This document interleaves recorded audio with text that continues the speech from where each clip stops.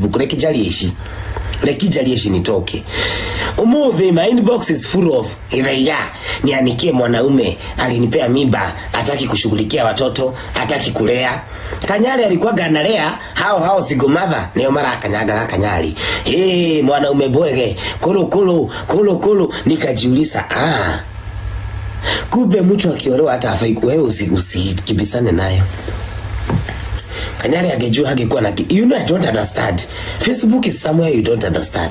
Umuvi uyu nakakwira tiriri Waruino unatukana Facebook. Waruino anakanyagangwa, reason being ako na kiherehere kwa event zake, anakuwa na kiherehere tondu ena thina. Haya washa kukuja mwingine wanatimwadike oka hana kiria ekite mathikati kuwaroka akiguthanaga makofi koko, lakini kwa sababu wako na tupesa kwa mama wa unga wa Facebook. My God, you did your work well. Ona do it protocol ni kugatia. You can literally tell do it protocol ni kugatia. Thank you mama. Holy mother of Marys.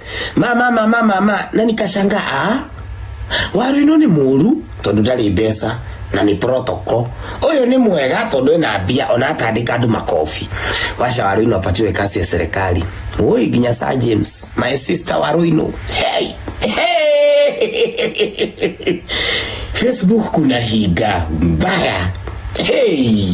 Facebook you cannot survive there. Uko na akili timamu, you cannot survive in Facebook. Kuna mama fulani anasema amenyang'anywa watoto wako Amerika. Analia huku, anaitwa sijui nani amenyang'anywa sijui na Jane Muthoni sijui. Mmesikia hiyo story? Wa mama Jane Muthoni, rudishia mama watoto wake. Where you are a woman, you should be able to tell the children to contact their mother. Kanyari, wewe Kanyari washiria watoto wako waende. Wewe washana nao, wewe huwezi kuwalea, washana nao waende.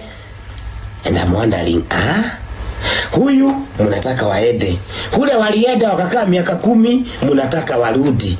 I'm wondering how do people reason? Why do we reason so differently that way?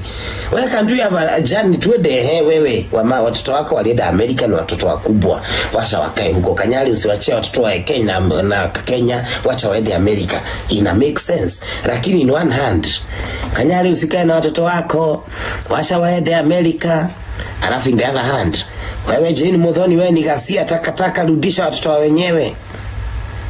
I don't understand. Inbox unaniambia Githega nianikie bwana wangu ni deadbeat, halei watoto wake.